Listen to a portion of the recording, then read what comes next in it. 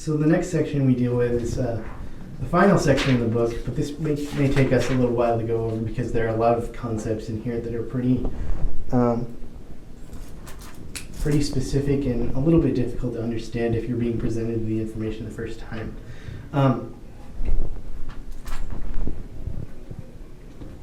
Some of these questions have been around, actually all of them really have been around for pretty much all of human history, people trying to determine who we are, why we're here, what we're made up of, what's important about life, things like that. And the first question that's listed here is, what is the nature of human nature? To introduce a theory of human nature, in essence, attempts to specify what is universally true about humans. So any theory about human nature, it's always general. It's never specific to one person or one person's emotions. It's basically trying to determine what we have in common and what we don't. And at the seat of psychology is determining what's normal and what's abnormal, as I said before. And the next question is, how are the mind and body related? And there are a lot of intertwined concepts with this. The first idea that is an assumption that psychologists take, and this is becoming more and more common with the lack of religion in our society, is the idea that the only thing that is reliably observable is matter.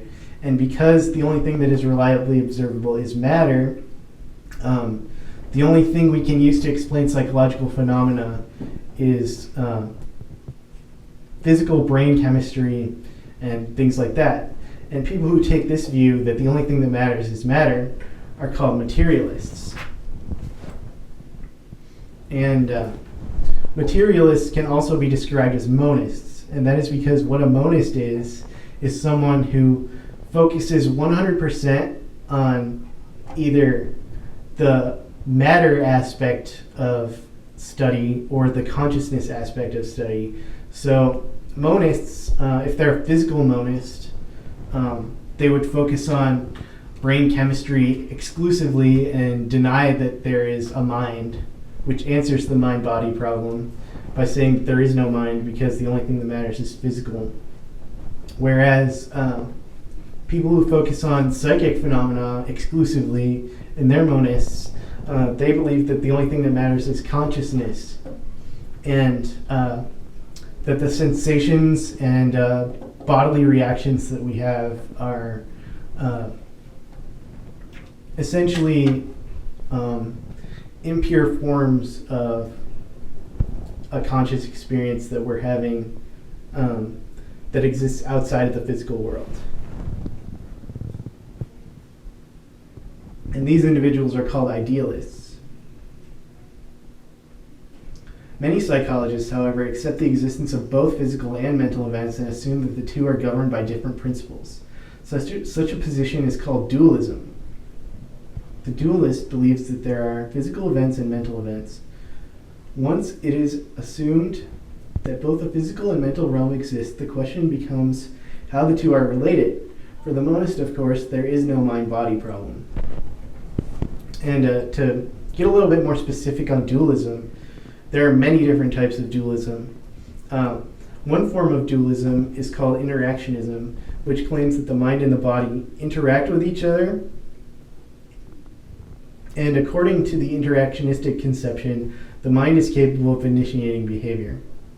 And we'll learn more about that when we get to René Descartes, and that was his theory on the mind-body problem. A popular way of explaining mind-body relationships now is through emergentism, which claims that mental states emerge from brain states. And we see this in modern psychology by stressing the effects of brain chemistry on emotions, for example. Like when we feel sad, there are certain chemicals that move back and forth in our brain that cause us to feel sad, and it causes a mental event. So the difference between these two philosophies is that mental events cause physical events and physical events cause mental events. So that's the difference between interactionism versus emergentism. Another form of emergentism that is not interactionist is called epiphenomenalism. According to the epiphenomenalist, the brain causes mental events, but mental events cannot cause behavior. In this view, mental events are simply behaviorally irrelevant byproducts of brain processes. So essentially, this position is entirely deterministic. It focuses more on the physical than the mental. And in that explanation, we find that mental events simply happen. They don't have any effect on our way of life. Another dualist position is that an environmental experience causes both mental events and bodily responses simultaneously, and that the two are totally independent of each other.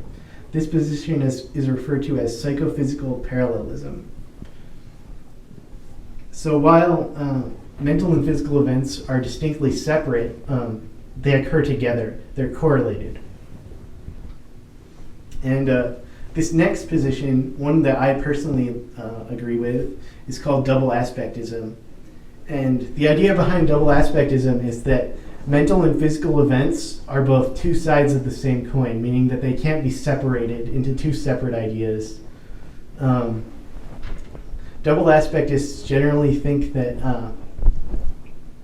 the mind and the body are directly connected and they directly affect each other, even though they're different, because they are part of the same whole. Other dualists maintain that there is a pre-established harmony between bodily and mental events. That is, the two types of events are different and separate, but coordinated by some external agent, for example, God. And I think that this idea of pre-established harmony is something a lot of Latter-day Saints would agree with because of the fact that the purposes for which we have bodily reactions and mental reactions are built around our spirit.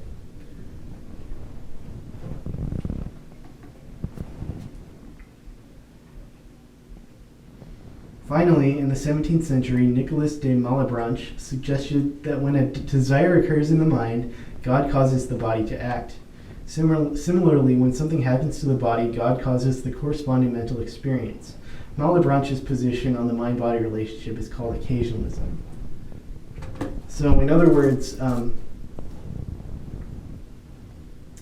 this idea of occasionalism basically states that we're closer to, we don't have, let me think of how to phrase this for a second. We don't have direct control over our own experiences. God is a major factor in prompting certain bodily and mental reactions. So in other words, we need God in order to help us react to the different things in our lives.